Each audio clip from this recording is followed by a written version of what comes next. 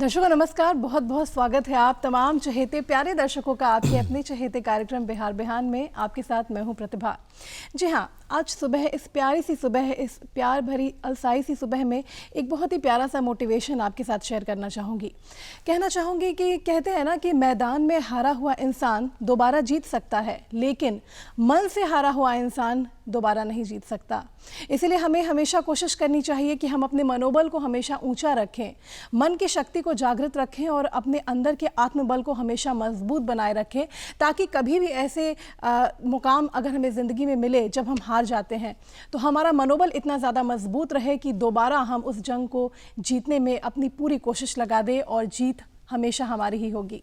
तो इस छोटे से मोटिवेशन भरी बात से हमने आज इस कार्यक्रम की शुरुआत की है। और जैसा कि हम जानते हैं ना कि जीवन में जब भी हम निराश या हताश होते हैं तो हमारे जीवन को एक मोटिवेशन की ज़रूरत तो ज़रूर ही होती है। इसीलिए बिहार बिहान कार्यक्रम में हमारा सबसे पहला सेगमेंट भी होता है जो हम मोटिवेशन से भरा हुआ सेगमेंट आपके लिए लेकर आते हैं।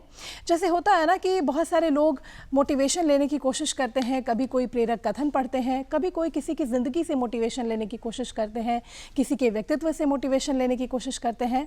तो हम आपके लिए लेकर आते हैं अनमोल वचन सेगमेंट, जिसमें हम आपको बताते हैं एक बहुत ही प्यारा सा मोटिवेशनल थॉट और देखते हैं कि क्या है आज अनमोल वचन सेगमेंट में और लेते हैं थोड़ा सा मोटिवेशन।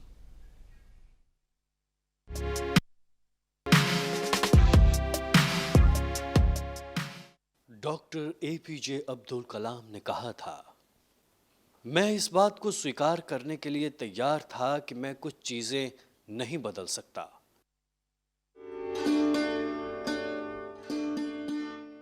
आज जो विशेष मेहमान हमारे बीच मौजूद हैं, आपको बताना चाहूँगी, जो भी कभी कोई परिकल्पना होती है ना, कोई भी निर्देशक निर्माता की जो परिकल्पना होती है, किसी स्टोरी राइटर की परिकल्पना होती है, उसको और दर्शकों के बीच में जो एक माध्यम होता है वो होता है अभिनेता का माध्यम, वो होता है अभिनय का माध्यम। जी हाँ, एक अभिनेता ही है जो किसी परिकल्पना और दर्शकों के बीच का जो एक मध्यस्थता है वो उसकी मध्यस्थता करता है। तो आज जो हमारे बीच विशेष मेहमान मौजूद हैं, एक ऐसे ही बहुत ही होनहार अभिनेता हमारे बीच मौजूद हैं जिन्होंने बिहार का नाम पूरे देश में रोशन किया है और हम पूरी उम्मीद करते हैं कि विश्व पटल पर भी इनका नाम हम बहुत जल्द ही देखेंगे। हमारे बीच मौजूद है, आपको बताना चाहूँगी, अभिनेता कुंदन सिंह जी मौजूद हैं। तो चलिए बहुत बहुत स्वागत करते हैं हमारे आज के अपने विशेष मेहमान का और उनके सफ़रनामे को जानने की कोशिश करेंगे हम। कुंदन जी, आपका बहुत बहुत स्वागत है हमारे कार्यक्रम बिहार बिहान में। सबसे पहले तो गोर लगाता नहीं पूरा बिहार के जितना भी हमारे दर्शक लोग हमें प्रणाम करता नहीं। राउर बेटा अपन कुंदन सिंह पर हमेशा प्यार दुलार आशीर्वाद बनौले रखी जी। बात करते हैं हम लोग अब। जी, सबसे पहले तो दर्शकों को मैं बताना चाहूँगी कि बिहार के सोनपुर से ताल्लुक़ रखते हैं और कहीं ना कहीं वहाँ से निकलकर इस पैमाने पर अपनी छाप छोड़ना कि दर्शक आपको जाने, और एक बहुत ही प्यारा सा एहसास होता है ना जब किसी भी जैसे लोगों के बीच हम देखें, अगर ख़ास करके यूथ के बीच में, तो एक्टिंग को लेकर या एक्टर्स को लेकर एक अलग तरह की एक फीलिंग होती है। बहुत ही वो इसको लेकर एक्साइटेड होते हैं, बहुत वो एक उत्सुकतावश उन्हें देखते हैं, उत्सुकता से देखते हैं कि क्या है ये चीज़ें। तो आपसे जानना चाहूँगी, बिहार के सोनपुर से आप ताल्लुक़ रखते हैं, वहाँ से निकल कर यहाँ आना, सबसे पहले हम चलेंगे आपके ज़िले में, जब बात करेंगे कि बचपन में किस तरीके का माहौल था आपका और अभिनेता बनने की प्रेरणा आपको कहाँ से मिली? जी, मैं आपको बता दूं कि जैसे मैं पहले ही बोला था कि मैं पढ़ाई लिखाई जो होती है उसमें कोई ख़ास रहा नहीं था। एवरेज जो स्टूडेंट होते हैं तो मैं उसी टाइप का था। तो मेरी जो बेसिकली स्टार्टअप जो पढ़ाई लिखाई के बाद हुई छत्तीसगढ़ की राजधानी रायपुर। वहाँ जाने के बाद मैंने रंगमंच के ज़रिए खुद को निखारना शुरू किया। वहाँ थिएटर किया और थिएटर के माध्यम से बहुत सारी चीज़ें होती हैं, बारीकियाँ होती हैं, उसको मैंने सीखा। सीखने के बाद 2-3 नाटक मैंने किया तो मीडिया वालों का वो एक खासी सपोर्ट मिला। तो वहाँ से मुझे लगा कि मुझे इस फील्ड में आगे काम करना है। तो शुरुआत वहाँ से हुई थी। वहाँ वो करते करते वहाँ की क्षेत्रीय फिल्में जो होती हैं छत्तीसगढ़ की, वहाँ भी एक इंडस्ट्री है, उस फिल्मों का हिस्सा होते चला गया। और वहाँ से करने के बाद मुझे लगा कि अब थोड़ा मुझे अलग करना है। तो साल 2016 के आसपास में 2016 के एंड के आसपास में मुंबई गया था। जी। जी। आप बहुत ही अच्छी बात कही आपने, और हम जानते हैं ना कि किसी भी एक्टर की लाइफ में हाँ ऑडियो जी। विजुअल का कितना ज़्यादा महत्व होता है। क्योंकि ये बात मैंने इसलिए छेड़ी है क्योंकि दर्शकों से एक और जानकारी मैं साझा करना चाहूँगी कि आज के दिन की एक और ख़ासियत है। आपको बताना चाहूँगी आज पूरा विश्व मना रहा है विश्व श्रव्य दृश्य विरासत दिवस। जी हाँ, यानी कि ऑडियो विजुअल हेरिटेज कि क्या महत्ता है, क्या इम्पोर्टेंस है ऑडियो विजुअल का हमारी ज़िंदगी में, इसको जानने के लिए, इस जागरूकता को फैलाने के लिए आज के दिन को हम सेलिब्रेट करते हैं और मनाते हैं। क्योंकि जैसे हम एक एग्जाम्पल लेते हैं, एक उदाहरण लेते हैं, जब भी हम कहीं घूमने जाते हैं किसी ऐसी जगह पे, किसी ऐसे ऐतिहासिक स्थल पर, और वहाँ की अगर हम वीडियो फुटेज बनाकर हम अगर सोशल मीडिया पर डालते हैं या किसी ऐसी जगह पर डालते हैं, तो बहुत सारे लोग जो उस जगह से अनभिज्ञ होते हैं, वो उस जगह से अनजान होते हैं, आपके माध्यम से वो इन चीज़ों को जान पाते हैं। इसीलिए हम जान पाते हैं कि ऑडियो विजुअल की यानी कि श्रव्य और दृश्य की क्या महत्ता है हमारे जीवन में। इससे भी जुड़ा हुआ एक सवाल करना चाहेंगे आपसे कुंदन जी कि किसी भी एक्टर के लिए ऑडियो विजुअल यानी कि आप जब स्क्रीन पे आते हैं तो जाहिर सी बात है ऑडियो विजुअल जो दोनों चीज़ें होती हैं आपके साथ होती हैं, कितना ज़्यादा अहम मानते हैं? आज इस दिन की खासियत भी है, इससे जानना चाहूँगी आप। जी, वो एक अभिनेता के तौर पे इस चीज़ का एक अलग ही महत्व होता है ऑडियो विजुअल की जो बात करें, क्योंकि हम जब मंच पे होते हैं तो हमारे पास दो ही ऑप्शन होते हैं जो आपने कहा, उसी के माध्यम से हम दर्शकों को जोड़ पाते हैं अपने साथ। जो हमारा कम्युनिकेशन होता है हम उसको स्थापित कर पाते हैं, कम्युनिकेशन। तो बतौर अभिनेता इस चीज़ का बहुत ज़्यादा महत्व है। जी। अच्छा, अब हम आपकी पर्सनल लाइफ के बारे में हम जानना चाहें, आगे हाँ बढ़िए जी। तो दिन की खासियत के बारे में बातें जी। हों। जानूंगी आपसे कुंदन जी कि पहला ब्रेक किसी भी हाँ एक्टर जी। की लाइफ में बहुत ज़्यादा इम्पोर्टेंट होता है। बिल्कुल। और वो कहीं ना कहीं शायद आगे का रास्ता भी तय करता है कि जी। पहले ब्रेक में आपको किस तरीके से प्लेटफॉर्म मिला है, कितना आप आगे, आपका मनोबल कितना ज़्यादा बढ़ पाता है, इस पे डिपेंड करता है। तो पहले जी। ब्रेक के बारे में आपसे जानना चाहेंगे, कब मिला था? पहला ब्रेक मुझे अशोका सीरियल है, टीवी शो है, उस पे मिला था मुझे। तो उसमें अच्छा काम किया मैंने, उसके बाद रास्ते खुलते गए और चीज़ें मिलती गई। तो पहला ब्रेक वही बता सकते हैं, अशोका। जी। अच्छा, आपसे जानना चाहूँ कि जैसे एक्टिंग एक ऐसा क्षेत्र है, जी। अभिनय का क्षेत्र। हाँ जी। जब हम कहते हैं ना कि खास करके हम जिस प्रदेश से ताल्लुक़ रखते हैं, यहाँ ये ज्ञान की भूमि है। जी। तो यहाँ पर अगर हम देखें एक पैमाने पर तो बहुत सारे ऐसे अभिनेता यहाँ से निकले हैं जिन्होंने बिहार का नाम रोशन किया है। लेकिन वहीं एक सिक्के का दूसरा पहलू ये भी है कि यहाँ से आगे बढ़ना अभिनय के क्षेत्र में थोड़ा चैलेंजिंग है। जैसे मुंबई जैसे शहरों में लोगों को, वहाँ के युवाओं को प्लेटफॉर्म मिलते रहता है, हाँ जी। वहाँ ऐसी चीज़ें हैं जो आपको आगे लेकर जाती हैं। लेकिन यहाँ से आगे बढ़ना थोड़ा मुश्किल है, ये बात हम ना नहीं कर सकते हैं। अगर हाँ, देखें इसको हमें पैमाने स्वीकारना पर। होगा क्या जो कहना चीज़ें चाहेंगे हैं। इसको लेकर? देखिए, सबसे पहली बात है कि अपने राज्य में, बिहार में प्रतिभा की कोई कमी है नहीं, टैलेंट यहाँ पे बहुत ज़्यादा है, पर प्लेटफॉर्म जो बोलते हैं उसकी कमी है। उस पे हो रही है चीज़ें, धीरे धीरे हो जाएगी यहाँ पे भी। लेकिन मुंबई में क्या है कि वहाँ पे हर चीज़ डेवलप है। फिल्म सिटी है, वहाँ पे स्टूडियोज़ हैं, वहाँ पे सारे डायरेक्टर्स, प्रोड्यूसर्स हैं, मेकर्स हैं वहाँ पे। तो जो टैलेंट्स हैं वहाँ पे जाते हैं, तो हालांकि वहाँ जाने के बाद बहुत ज़्यादा स्ट्रगल करना पड़ता है, चीज़ें आसानी से मिलती नहीं है। और ये बात मैं अगर बताऊंगा और हमारे जो दर्शक हैं सुन रहे हैं, तो उन्हें एक सिर्फ कहानी या किस्सा लगेगा, लेकिन जो इंसान जाता है वहाँ पे एक्चुअल जो संघर्ष करता है वहाँ जाके, वही चीज़ को महसूस कर सकता है कि वहाँ कितना टफ है। तो यहाँ जो टैलेंट है, यहाँ की टैलेंट बाहर मुंबई में जाके चीज़ें कर रही हैं। अगर यहाँ संभावनाएं विकसित हो जाए तो शायद मुझे नहीं लगता कि यहाँ के लोगों को बाहर जाने की ज़रूरत पड़े, मुंबई खास करके। जी। अच्छा, आपके विषय में अगर जानना चाहूँ, जैसे एक्टिंग के क्षेत्र में कदम रखना आपका जो निर्णय रहा, तो इसकी क्या कहीं से कोई इंस्पिरेशन आपको मिली, या परिवार में कोई थे पहले से, या आपको किससे इंस्पिरेशन मिली और कहाँ से मिली, ये सारी चीज़ें जानना चाहेंगे। कोई ऐसा कोई खास नहीं रही चीज़ें जिसको इंस्पिरेशन मान सके। मैंने जब ग्रेजुएशन कंप्लीट किया यहीं बिहार से, तो उसके बाद मैं चला गया ऐसे घूमते रायपुर, छत्तीसगढ़। वहाँ जाने के बाद कुछ दोस्त हैं मेरे, वहाँ बने, जाने के बाद दोस्त बने। उन्होंने मुझे बताया कि नाटक, हम लोग जुड़े हुए नाटक से, तुम चलो क्या देखने के लिए। मैं देखा जाके तो बड़ा मज़ा आया, यार ये तो बहुत अच्छी चीज़ है।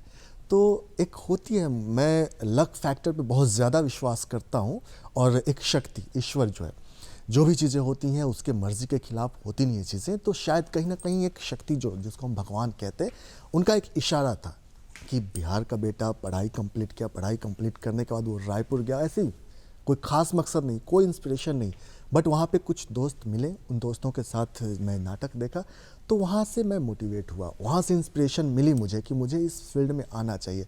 तो पहला शो मैंने किया था मुखौटा, मुझे आज भी याद है, एनएसडी के हमारे टीचर हैं, नेशनल स्कूल ऑफ ड्रामा के टीचर हैं हमारे संजय मैथिल सर, उनके साथ हमने वहाँ नाटक किया था। थी आपने बताया कि कैसे एक छोटी सी घटना ने आपके पूरे लाइफ की जो एक दिशा होती है, एक डायरेक्शन जी, होता है, उसे जी। एक पूरे दिशा को बदल दिया और हाँ जी। आपको एक रास्ता दिखा कि शायद आपको इसी रास्ते पर आगे जाना है। जानना चाहूंगी आपसे कि आपका ये डिसीजन कि आपको अब इस क्षेत्र में आगे बढ़ना है और घर वालों की एक्सेप्टेंस, जो कि आमतौर पर अभिनय के क्षेत्र में जब कोई भी घर का बेटा जाना चाहता है या कोई भी जाना चाहता है युवा, तो थोड़ी से विरोध का सामना तो सबको करना पड़ता है। तो किस तरीके से आपने हाँ, इसे इस tackle पे किया? थोड़ा नहीं पूरा होता है, खास करके हमारे यहाँ जो है, अगर कोई बोला कि हम एक्टर बनना चाह रहे हैं, अरे पगला गई बा, ऐसी भावना होती है कि इस गया, मतलब जो बच्चा अपने यहाँ से बोले कि मुझे एक्टिंग फील्ड में जाना है, लोगों के मन में एक ही चीज़ आती है कि निकल गया हाथ से, क्योंकि संघर्ष बहुत ज़्यादा है और काफ़ी वक्त लग जाता है लोगों को वहाँ तक आने में। तो कहीं ना कहीं हमारे यहाँ एक भावना बनी हुई है कि नहीं, ये हम लोगों के लिए नहीं है, लेकिन हम लोग हर क्षेत्र में, एक कहावत है कि एक बिहारी 100 पे भारी, हम बिहारी जहाँ भी जाते हैं, जिस क्षेत्र में भी जाते हैं, अपना परचम लहराते हैं। तो इस फील्ड में भी अपने यहाँ से बहुत सारे लोग हैं, विरोध बात कर रहे थे विरोध की, तो अपने घर की बात करूं तो मेरे यहाँ से हालांकि सब लोगों ने सपोर्ट नहीं किया, किसी ने विरोध नहीं किया, लेकिन शुरुआत के दिनों का जो माहौल था, होता है ना, विरोध नहीं करना है लेकिन सोच होती है, एक्सप्रेशन, और पता चल जाता है कि कहीं ना कहीं एक लग रही है चीज़ें कि दिशा, सही दिशा में चीज़ें नहीं जा रही। लेकिन कुछ वक्त के बाद जब काम मिलना शुरू हुआ, एक रास्ता जो बता सकते हैं हम, वो रास्ते पे चलना शुरू किया, तो समर्थन आज भी था, और कल भी था और आज भी है, लेकिन आज के समर्थन और कल के समर्थन में, सपोर्ट में फ़र्क है। आपने बताया कि जब आपको फर्स्ट जो आपके जहन में ख्याल आया कि आपको एक्टिंग की तरफ जाना है, हाँ जी। तो वो ख्याल था जब आप कोई नाट्य देखने गए थे। हाँ, हाँ। आपसे जानना चाहूँगी कि किसी एक एक्टर की लाइफ में, किसी एक अभिनेता की ज़िंदगी में रंगमंच का कितना ज़्यादा महत्व होता है, क्या योगदान होता है उसका? देखिए, रंगमंच जो है, सबसे पहले मैम हमें एक्टिंग एज एन एक्टर हमें तो रंगमंच काफ़ी काबिल बनाता ही बनाता है, उसके साथ ही इंसान मतलब बेजोड़ बना देता है रंगमंच। रंगमंच के ज़रिए जब हम सीखते हैं तो उसमें सबसे पहले हमारी जो पहली तालीम होती है, वो हमें यही बताया जाता है कि आदमी एक्टर तो बाद में अच्छा हो ही जाता है, मेहनत से, किसी भी क्षेत्र में, किसी भी फील्ड में आगे बढ़ना हो तो मेहनत से वो काबिल बन ही जाता है इंसान। पर सबसे पहले जो चीज़ है, इंसान अच्छा बनो, अच्छे इंसान बनो। और रंगमंच में जब हम प्रैक्टिस करते हैं, रोज़ एक ही विषय पे काम करते हैं, तो हमारी जो चीज़ें होती हैं, हमारी जो इंद्रियां होती है, सही तरीके से काम करना शुरू कर देती है। तो बारीकियों पे जो अभिनय की बारीकियां होती हैं, उन तक पहुंचने के लिए रंगमंच का होना बहुत ज़रूरी है। साथ ही साथ मैंने बताया कि इंसान, जितने भी थिएटर से निकले हुए एक्टर हैं, देखिएगा वो शांत बहुत हो जाते हैं, ज़िंदगी में उतार चढ़ाव को झेलने की क्षमता उनके अंदर विकसित हो जाती है। वो कितने भी ऊंचाइयों पर रहेंगे, वो हमेशा शांति से अपने एक बैलेंस बनाकर ही चलना पसंद करते हैं। तो एक अभिनेता के लिए एक्टिंग तो सिखाती है रंगमंच, आपको मजा हुआ एक्टर बनाती है रंगमंच, साथ ही साथ एक शालीन इंसान भी आपको बनाती है, तो बहुत महत्वपूर्ण है वो जी, रंगमंच। बेहतर इंसान भी बनाती है जी, आपको जी, रंगमंच। बहुत सही बात कही आपने। आपसे जानना चाहेंगे कुंदन जी कि हाँ जी। जैसे बॉलीवुड फिल्मों में आपने काम किया है, क्षेत्रीय फिल्मों में भी आप काम कर रहे हैं, तो एक क्या अंतर पाया जाता है, क्या डिफरेंस आप देखते हैं? ऑब्वियसली बॉलीवुड बड़े पैमाने पर वहाँ हाँ पे जी, फिल्म हाँ बनती जी, हैं, बिग स्केल पर, यहाँ स्मॉल स्केल पर फिल्में बनती हैं, तो क्या एक अंतर देखते हैं? देखिए, दोनों में फ़र्क इतना ही है कि वो जो है चीज़ें हैं, बॉलीवुड है, उसको नेशनल लेवल पे वो रिलीज़ होती है, और उसकी जो मेकिंग स्टाइल है या फिर उसमें जो स्ट्रगल है बहुत ज़्यादा है। रीजनल सिनेमा है, उसमें स्ट्रगल उतना ज़्यादा नहीं है। इसमें एवरेज भी चीज़ों को कर देते हैं तो काम चल जाने लायक हो जाता है। पर बॉलीवुड में नहीं ऐसा होता है, आपको बेस्ट हमेशा देना पड़ता है। बॉलीवुड में आपको एज एन एक्टर रोज़ मरना होता है और अगले दिन फिर से ज़िंदा होना पड़ता है। अगले दिन जब ज़िंदा होंगे आप, तो आप जो छोटा बच्चा होता है ना, नई शुरुआत वैसे ही करना होता है। तो दोनों में चीज़ें हैं, अंतर है मेकिंग को लेकर, एक्टिंग का जो स्टाइल है, हर चीज़ को लेकर। तो उसमें बहुत ज़्यादा स्ट्रगल है। इसमें रीजनल जहाँ की भी सिनेमा हो, मैं अपने राज्य की बात नहीं कर रहा हूँ, जिस राज्य की भी सिनेमा हो उसमें थोड़ा कम संघर्ष है। अच्छा, जी आपसे जानना चाहूँगी जैसे जो भी युवा जी अभिनय के क्षेत्र में जाना चाहते हैं, हाँ जी तो उनका एक ही ख्याल होता है, बस मुंबई, हाँ। सपनों की नगरी जिसे हम कहते हैं, माया नगरी का भी नाम दिया गया है मुंबई को।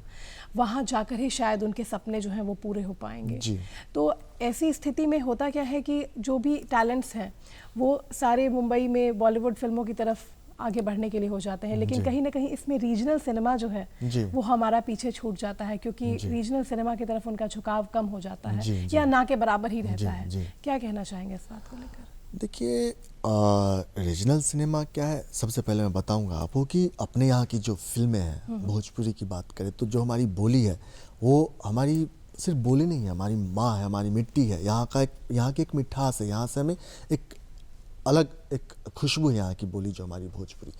तो इस भाषा में जो फिल्में बनती हैं, कुछ एक फिल्मों को छोड़कर बाकी सब फुहड़ता, अश्लीलता ऐसे वाली चीज़ें रहती है और अलग तरीके से उसको बनाया जाता है। लेकिन कुछ फिल्में ऐसी होती हैं जिसे देख के हमें लगता है कि यार ये हमारे लिए गौरव की बात है। तो लोग अक्सर नहीं कर पाते हैं, इससे अपना मतलब किनारा काटते हैं कि चलो हम साइड हो जाते हैं, क्योंकि इसमें फुहड़ता ज़्यादा है और थोड़ा हर चीज़ में वो चीज़ें अंदर की चीज़ें ज़्यादा मैं विस्तार में नहीं बताना चाहूँगा। लेकिन मैं अपनी बात कर रहा हूँ, मुझे 4-5 साल लग गए। अभी भोजपुरी में मैं एक फ़िल्म कर रहा हूँ बतौर हीरो, प्रेम तपस्या फिल्म का नाम है। तो मुझे आते आते खुद 5 साल लग गए, जबकि इसके पहले बहुत सारे ऑफर आते थे, लेकिन सबकी स्क्रिप्ट कहानी जो होती उसमें कहीं ना कहीं ऐसी चीज़ें होती थी जिसको करने के बाद जो मैंने उतना मेहनत किया वो सब बेकार हो जाता। लेकिन ये प्रेम तपस्या फिल्म है, पूर्णतः पारिवारिक फिल्म है। आप दर्शकों से भी अपील करूँगा कि इस फिल्म को देखिए। बहुत प्यारे इंसान है मनोज हंसराज जी, उन्होंने इस फिल्म को लिखा और डायरेक्शन भी उनका ही है। आगे आप कुछ कह रही थी मैम? जी, आपसे जानना चाहूँगी कि जैसे आपने अश्लीलता की बात की, तो जी। कहीं ना कहीं जो हमारे बिहार के युवा है, जो भी बिहार के रीजनल सिनेमा से जुड़े हुए युवा है या जो भी काम कर रहे हैं, कहीं ना कहीं उनके कंधों पर ये दारोमदार हो जाता है कि जो भी अश्लीलता है, जैसे आपने बोला कि आपकी शायद पिछली सारी मेहनत बेकार हो जाती है अगर आप ऐसी स्क्रिप्ट्स को पसंद कर लेते हैं, हाँ। ऐसी फिल्मों में अगर जी। आप काम करते। तो ये सोच सारे युवाओं के बीच में होनी चाहिए जो भी फिल्म बिल्कुल, इंडस्ट्री से जुड़ी है, बिल्कुल, शायद बिल्कुल, तभी कोई एक बिल्कुल। रेवोल्यूशन की हम उम्मीद कर जी, सकते हैं। जी। क्या कहना चाहेंगे?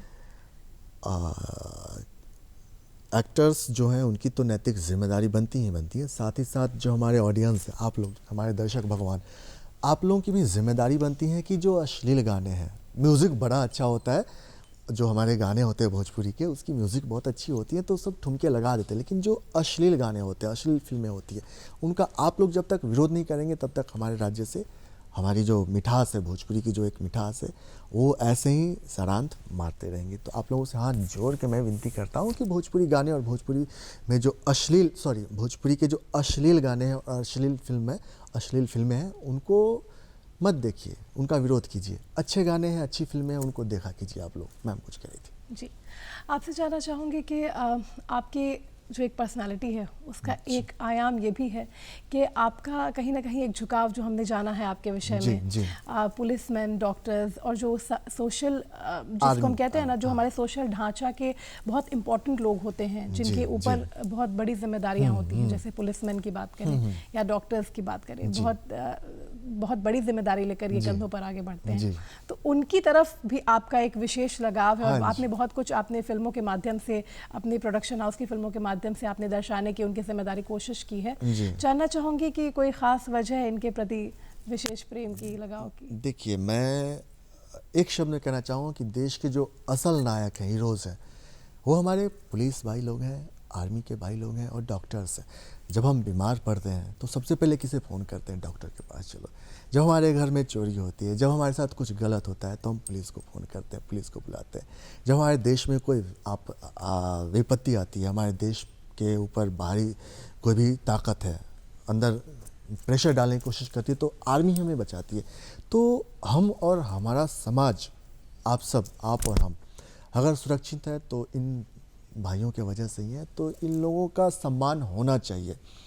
देश में इन लोगों को एक अलग दर्जा मिलना चाहिए, अलग रिस्पेक्ट मिलना चाहिए। वो हमारी और हमारे समाज, आप सभी की नैतिक जिम्मेदारी बनती है कि इनका रिस्पेक्ट कीजिए। अगर आप इनको कुछ दे नहीं सकते तो इनके बारे में बुरा भला भी ना कहिए। मैं मानता हूँ कुछ लोग होते हैं गलत होते हैं, लेकिन कुछ गलत लोगों की वजह से हम पूरे विभाग को ही गलत नहीं ठहरा सकते हैं। तो खाकी जो है, हमारे जो पुलिस भाई लोग हैं, हमारे समाज के लिए, देश के लिए, हमारी और आप सबकी हिफाजत के लिए है, तो इनका सम्मान होना चाहिए। बस इतनी सी मानसिकता को लेकर मैंने कोविड के टाइम में एक अपनी प्रोडक्शन हाउस मैंने इस्टेब्लिश करी है। उसके ज़रिए मैं इनके सम्मान में मैं डॉक्यूमेंट्री फिल्म और ये गाने वगैरह बनाता रहता हूँ। तो ये एक शुरुआत है। मेरी उम्र 28 साल है और मैंने शुरुआत करी है। तो मैं एक ही चीज़, मेरा सपना है कि मरने के पहले कम से कम 10,000 लोगों की मानसिकता चेंज कर दूं कि सारे पुलिस वाले, सारे डॉक्टर्स खराब नहीं होते हैं। वो हमारे लिए और आप सबके लिए है। बस यही मेरा सपना है। जी। अच्छा, जो भी आप डॉक्यूमेंट्रीज आपने बताया कि हाँ आपने जी। बनाई उनके ऊपर, तो इसकी इंस्पिरेशन, इसकी प्रेरणा आप कैसे लेकर आते हैं? आइडियाज़ कैसे लेकर आते हैं? किस तरीके से इसे हमारे बनाते हैं? समाज में आस पड़ोस में बहुत सारी चीज़ें हो रही होती। जैसे कि मैंने पहला डॉक्यूमेंट्री फिल्म बनाया था, तुम हो भारत भाग्य विधाता, जिसमें उस समय के हमारे राज्य के वर्तमान डीजीपी साहब भी थे, बॉलीवुड सिंगर उदित नारायण जी थे, IPS प्रांतोष कुमार दास जी थे, ऐसे तमाम बहुत सारे लोग थे। तो उस समय पहला मेरा डॉक्यूमेंट्री फिल्म था, वो उसको मैंने बनाया था। तो उस वक्त कोविड के टाइम में पुलिस और डॉक्टर्स लोगों के घर जा रहे थे कि भैया आप घर में रहो, बाहर मत जाओ, आप खुद को ख़राब करोगे, समाज को भी ख़राब करोगे, कोविड खुद भी आप लोगे और समाज को भी दोगे। लेकिन पब्लिक को क्या लग रहा था कि ये लोग हमें बेवजह डरा धमका के घर के अंदर डाल रहे हैं। कई जगहों पे ऐसा मामला निकल के सामने आया। जैसे पंजाब में एक SI साहब थे, पुलिस के भाई थे, उनका हाथ काट लिया गया। तो ये चीज़ें, मैं हमेशा शुरू से सामाजिक सोच का लड़का हूँ और सामाजिक सोच रखता हूँ। तो चीज़ें मुझे लगी कि मुझे, चूँकि मैं कलाकार हूँ, एक्टर हूँ, मुझे बतौर एक्टर समाज के लिए कुछ करना चाहिए, इन लोगों के, इन भाइयों के लिए मुझे करना चाहिए। तो मैंने पहला डॉक्यूमेंट्री फिल्म बनाया था, उसमें इसी सब्जेक्ट को रखा था कि ये जो हमारे लिए किस तरह इंपॉर्टेंट है, इनकी क्या इंपॉर्टेंस है हमारे समाज में। तो ये समाज से ही इंस्पिरेशन मिल जाया करती है मुझे।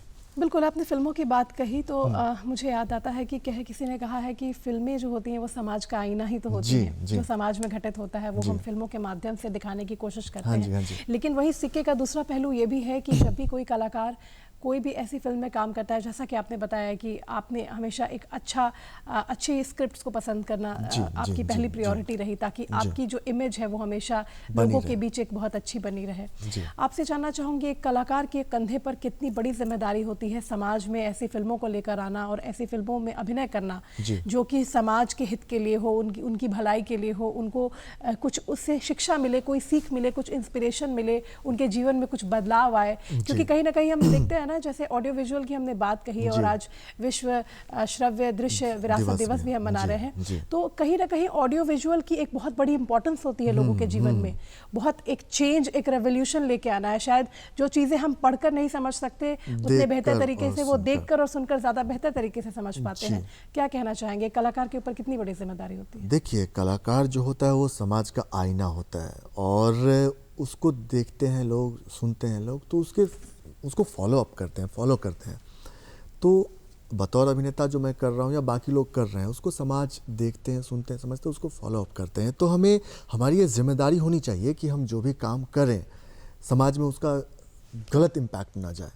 तो मैं जो भी काम करता हूँ, जिस तरह का भी काम करता हूँ, तो हमेशा ये सोच समझ कर करता हूँ कि मेरे कामों को देखकर हमारे जो आने वाली पीढ़ी, हमारे के पीछे के लोग हैं, वो देखकर कहीं गलत रास्ते पे ना जाए, उसको फॉलो अप करें। क्योंकि एक अभिनेता होता है, वो समाज को कहीं ना कहीं एक आईने की तरह उसको क्या बोलते हैं उसको, आपके शब्दों में? जी, आईने की तरह प्रस्तुत करता है, प्रस्तुत प्रेजेंट करता है। तो ये जिम्मेदारी होती है हम लोगों की कि कुछ ऐसा गलत ना करें जिससे समाज में एक गलत मैसेज जाए।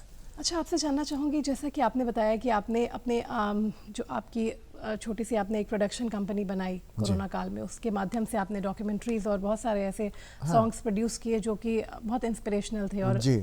जो हमारे सोसाइटी के मेन जो स्तंभ हैं जी। जिन्हें हम कहते हैं डॉक्टर्स, हाँ जी। आर्मी पर्सन या फिर पुलिस ऑफिसर्स, पुलिसमैन, तो उनके क्या इंपॉर्टेंस है हमारी लाइफ में उसको दर्शाते हुए जी। कैसा रिस्पांस मिलता है दर्शकों का जब ऐसी चीज़ें आप लेकर लोगों के बीच में जाते हैं, किस तरीके का रिस्पांस मिलता है? देखिए, चूंकि इससे पहले हमने बात किया था कि कलाकार समाज का आईना होता है, तो एक जिम्मेदारी भी होती है। तो उस जिम्मेदारी को समझते हुए मैंने अपनी कंपनी बनाई और उसके ज़रिए मैंने बहुत सारी चीज़ें की। अभी हाल फिलहाल में मैंने वो किया था, ओ माही तेरे बिन एक म्यूज़िक एल्बम मैंने बनाया था। उसमें बॉलीवुड के लोगों को भी लिया मैंने। अल्तमश फरीदी साहब इतने बड़े सिंगर हैं, अरफात महमूद साहब इतने बड़े लिरिसिस्ट हैं, और खुशी आपको ये हो कि बिहार की बेटी पल्लवी सिन्हा बहुत अच्छा गाती हैं वो, उनको ही हमने साथ लेकर काम किया था। तो ये जो गाने वगैरह होते हैं, डॉक्यूमेंट्री होती है, हमारे सभी गानों में, सभी डॉक्यूमेंट्री फिल्म्स में कुछ ना कुछ एक संदेश होता है समाज के लिए। तो वो जब हम बनाते हैं, करते हैं, तो समाज उससे काफ़ी मोटिवेट होते हैं। लोगों का माइंड सेटअप जो होता है बदलता है, नज़रिया बदलता है लोगों का, और काफ़ी उसका फीडबैक बहुत अच्छा आता है। बहुत सारे लोग ऐसे हैं जो तो पहले कुछ और थे, अभी कुछ और हो गई है उनकी मानसिकता। तो बस हमारा यही प्रयास है कि उनकी मानसिकता को थोड़ा थोड़ा करके ही चेंज करूं, और मरने के पहले बहुत सारा नहीं, लेकिन थोड़ा तो चेंज कर दूं। बिल्कुल। कुछ तो अपनी जिम्मेदारी है, उसको निभा के ऊपर जाऊं।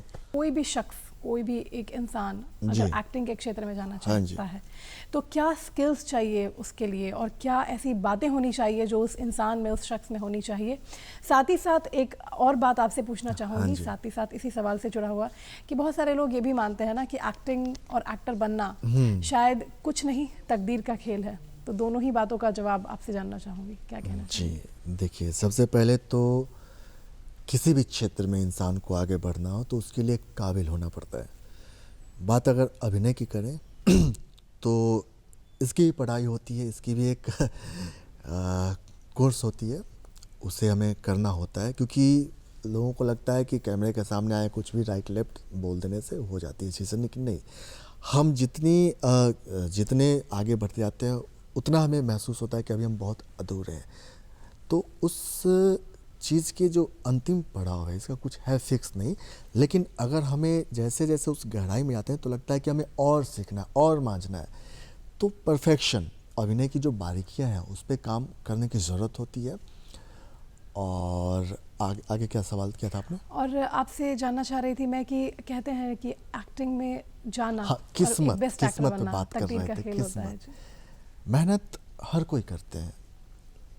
हमारे आस पड़ोस में, आसपास में, समाज में हर तरह के लोग मेहनत करते हैं। अभिनय क्षेत्र की बात करें तो बहुत सारे लोग मेहनत कर रहे हैं, लेकिन आपने जो बताया ना किस्मत का कितना साथ है, ये बहुत बड़ी बात होती है। किस्मत जिनका साथ देती है वो इंसान स्टार होते हैं, सुपरस्टार होते हैं। बाकी लोग तो काम कर ही रहे हैं, अंधेरे में कहीं गुमनाम हो जाते हैं, नाम नहीं हो पाता है। तो अभिनय के क्षेत्र में, फिल्म लाइन में, दो चीज़ का होना बहुत ज़रूरी है। सबसे पहली चीज़ जो है वो आपकी मेहनत, और दूसरी चीज़ है आपका नसीब। ये दोनों ने एक साथ अगर आप पे मेहरबानी कर दी तो भैया कुछ भी हो सकता है। मेहनत और नसीब के अलावे पेशेंस का कितना धैर्य ज़्यादा तो रखना अहम, ही पड़ेगा। धैर्य का कितना ज़्यादा धैर्य अहम रखना योगदान पड़ेगा है। आपको, क्योंकि आप उस फील्ड में जा रहे हो, उस जगह पे जा रहे हो, उस चीज़ को पाने जा रहे हो जहाँ प्रतिदिन 10,000 लोग जाते हैं सिर्फ अभिनेता बनने के लिए, भारत के अलग अलग हिस्सों से। लेकिन कितने लोग आते हैं, कितने लोग निकल पाते हैं? तो आपको धैर्य रखना होगा। ये बिल्कुल असंभव सी चीज़ है जिसको आपको संभव करना है। तो उसके लिए पेशेंस का होना बहुत ज़रूरी है। आप सोचोगे साल 2 साल में या 6 महीने 1 साल में हो जाए, चीज़ें नहीं होंगी। अपने आप को मांझिए, परफेक्ट कीजिए, काम में अपने आप को निपुण कीजिए, दक्ष कीजिए, और एक रास्ता बनाइए, उस रास्ते पे करते जाइए। छोटा बड़ा कुछ नहीं होता है, छोटी छोटी चीज़ भी आपको कब बड़ा बना दे कोई नहीं देखता है। तो आपका जो दायित्व है, आपका जो कर्तव्य है, वो सिर्फ है कि आपने अपने मंजिल की ओर बढ़ते जाइए। बाकी सब ईश्वर के हाथ में। आपने पहले ही बता दिया लक की बात। जी। आपसे जानना चाहूँगी कि लक फैक्टर मायने रखता है, लेकिन जी। जैसा कि आपने बताया कि अगर धैर्य, पेशेंस, मेहनत हाँ और जी, हाँ लक, जी, हाँ जी, ये जी, तीनों अगर जी। आपके साथ हैं तो निश्चित तौर पर आपको आगे बढ़ने से कोई हाँ, नहीं रोक सकता जी। है। आपसे जानना चाहूँगी कि स्ट्रगल की बात होती है ना, कि जैसे इस क्षेत्र में बहुत स्ट्रगल है, बहुत हाँ ज़्यादा हमें संयम बरतना है, और कितना संघर्ष करना है इसका कोई एक लिमिट नहीं होता, कितना संघर्ष करना है। लेकिन बावजूद इसके अपने दर्शकों को मैं बताऊंगी और बहुत खुशी के साथ बताना चाहूँगी कि हमारे बीच जो हमारे विशेष मेहमान मेहमान मौजूद हैं।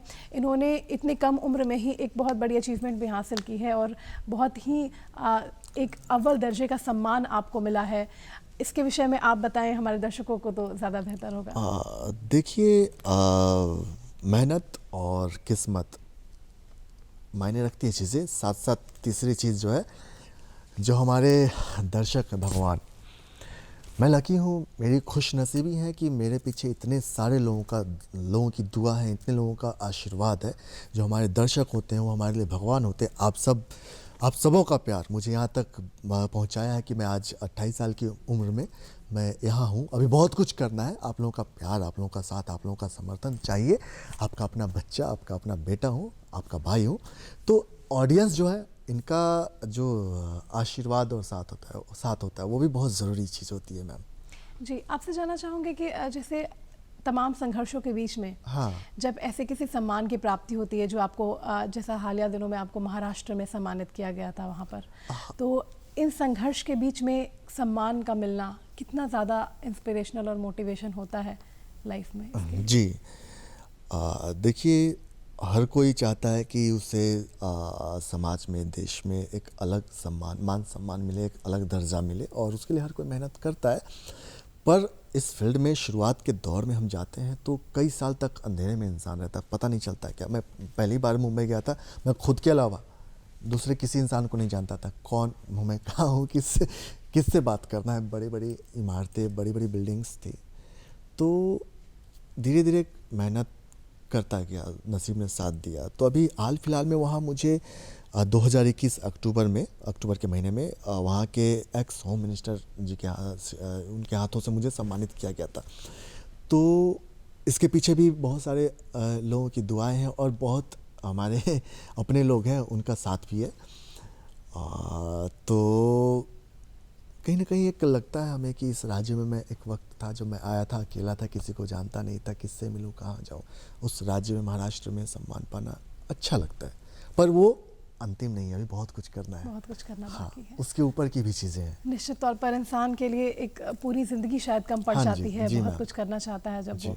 जानना चाहूँगी, एक वो दौर जब आपने शुरुआत की थी और एक आज का दौर जब आप देखते हैं, और घर वालों का एक प्यार और एक सपोर्ट जो आपने कहा, जी। कैसा लगता है आज के तारीख में जब आपको इतने अपने अपने अपने अस्तित्व को आपने इतना तक बना लिया है कि जी। लोग आपको जानते हैं? देखिए मैम, आज की तारीख में मैं जहाँ भी जाता हूँ, लोग मुझसे मिलना चाहते हैं, मुझसे बात करना चाहते हैं।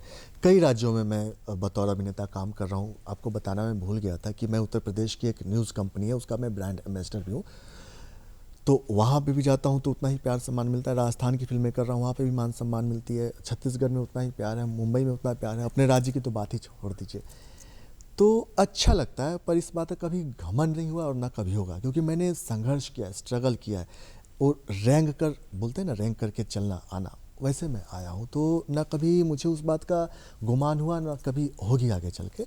तो जब भी मुझे लगता है तो मैं आंख बंद कर उस वक्त को याद करता हूँ जब मैं मुंबई पहली दफ़ा गया हुआ था। जैसे एक गांव से निकला हुआ लड़का, बिहार के एक छोटे से शहर से, सोनपुर से निकला हुआ लड़का, और वहाँ जाके आज 4 से 5 साल में ये सब चीज़ें मिल रही है। तो ये सब मैं नहीं कर रहा हूँ, वो ईश्वर है, शक्ति है। मैं जहाँ से हूँ, बाबा हरियानाथ की नगरी आप भी जानते होंगे, वो तो विश्वविख्यात है। तो बाबा हरियानाथ ही कर रहे हैं, सोनपुर का बेटा है, उसको आगे बढ़ाने की कोशिश कर रहे हैं, उनका ही आशीर्वाद है। बाकी मेहनत बस कर रहा हूँ, और कैसे हो रहा है, कौन कर रहा है, वो मुझे पता है, कोई एक शक्ति ईश्वर कर रहे हैं। क्योंकि वक्त की थोड़ी सी कमी है हमारे हाँ पास, जी, हाँ जी, कुंदन जल्दी तो जल्दी आपसे सवाल कीजिए, जानना वक्त कम है। चाहेंगे कि चलते चलते उन युवाओं को आप क्या संदेश देना चाहेंगे जो इस क्षेत्र में आना चाहते हैं? सबसे पहली बात होती है कि किसी भी क्षेत्र में आप जाइए, आपको बिजनेसमैन बनना है या किसी जॉब में जाना है या अभिनय के क्षेत्र में ही आना है, तो सबसे पहले आप लोगों की जिम्मेदारी बनती है कि जिस विषय में, जिस फील्ड में आप कदम रखने जा रहे हैं, उस फील्ड के बारे में आपको पूरा नॉलेज हो, आपकी जानकारी मजबूत हो। साथ ही साथ अपने अंदर जो चीज़ें होती, दक्षता, परफेक्शन, उसको विकसित कीजिए। फिर नो डाउट, और मेहनत कीजिए, ईमानदारी रखिए, धैर्य रखिए, और उस शक्ति में विश्वास रखिए। माता पिता का सम्मान कीजिए, आपको आगे बढ़ने से कोई नहीं रोक सकता। क्या बात है, बहुत खूब। कुंदन जी, आप हमारे कार्यक्रम में आए और आपने इतनी सारी विशेष बातें हमसे साझा की, अभिनय के क्षेत्र से जुड़ी हुई और अपनी जीवन से जुड़ी हुई तमाम बातें आपने साझा की। बहुत बहुत शुक्रिया करना चाहेंगे आपका हमारा इस कार्यक्रम में। धन्यवाद आपको, आपका भी। तो दर्शकों, ये थे हमारे आज के विशेष मेहमान अभिनेता कुंदन सिंह जी, जिनसे हमने उनके सफरनामे के विषय में जाना और जाना कि अभिनय की बारीकियों में और अभिनय के क्षेत्र में जाने के लिए आप में ऐसी कौन सी बातें होनी चाहिए जो आपको इस क्षेत्र में स्थापित कर सकती हैं। फिलहाल आज के बिहार बिहान में इतना ही, लेकिन आपको हमारा ये कार्यक्रम कैसा लगा इसके विषय में आपसे जानना चाहेंगे और इसके लिए आपको नोट करना होगा हमारा पता। तो फटाफट उठाइए कॉपी और कलम और नोट कर लीजिए हमारा पता। हमारा पता है कार्यक्रम बिहार बिहान, निदेशक डीडी बिहार, दूरदर्शन केंद्र पटना, फ्रेजर रोड पटना 800001। हमारा ईमेल एड्रेस है directordk@gmail.com।